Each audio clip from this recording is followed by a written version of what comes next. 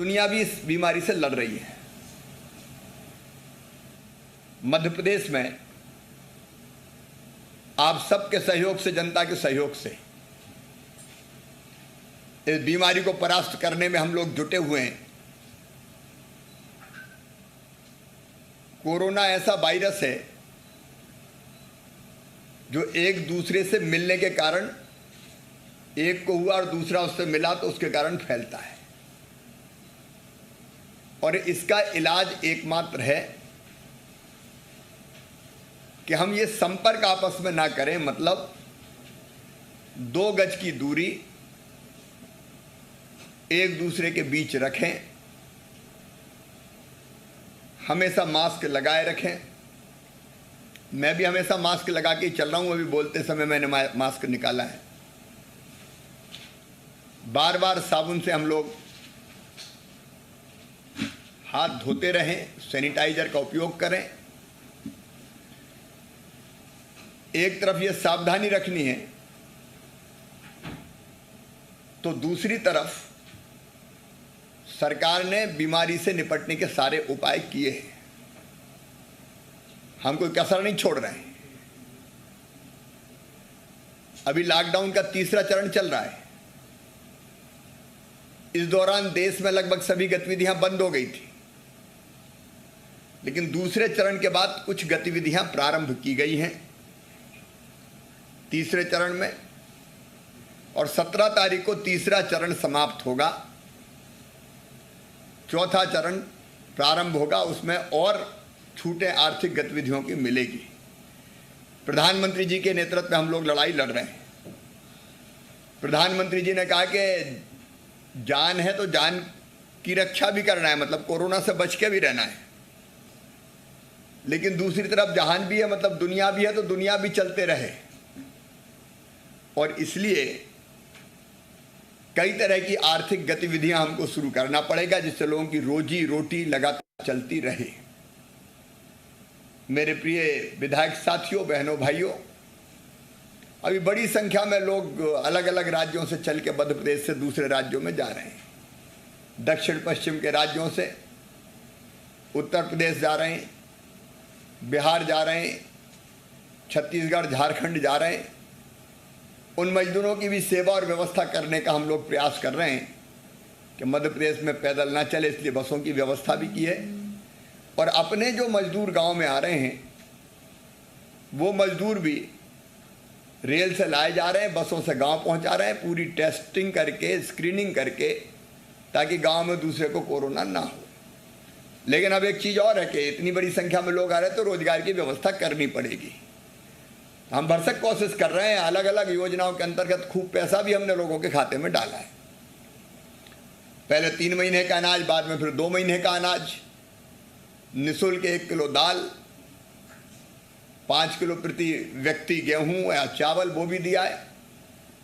और कई योजनाओं के अंतर्गत राशि में लगातार गरीब भाई बहनों के खाते में डालता रहा हूं। किसानों के खाते में भी फसल बीमा योजना के 2,990 करोड़ रुपए डाले 15 लाख किसानों के।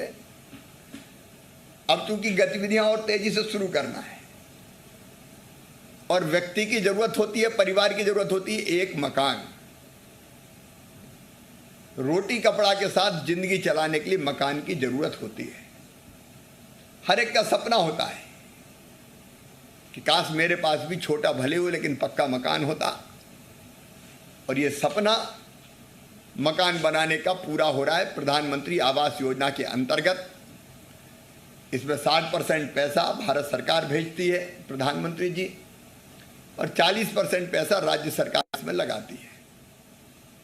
मेरे प्रिय बहनों और भाइयों, आपका पक्का मकान बने, इसलिए आज आपके खाते में लगभग 1,44,152 हितग्राहियों के खाते में आज 25,000 रुपया पहली किस्त, इसके बाद 40,000 रुपया प्लंथ तक मकान बन जाएगा तो दूसरी किस्त देंगे, और जब लगभग पूर्ण हो जाएगा तो फिर 40,000 की तीसरी किस्त देंगे।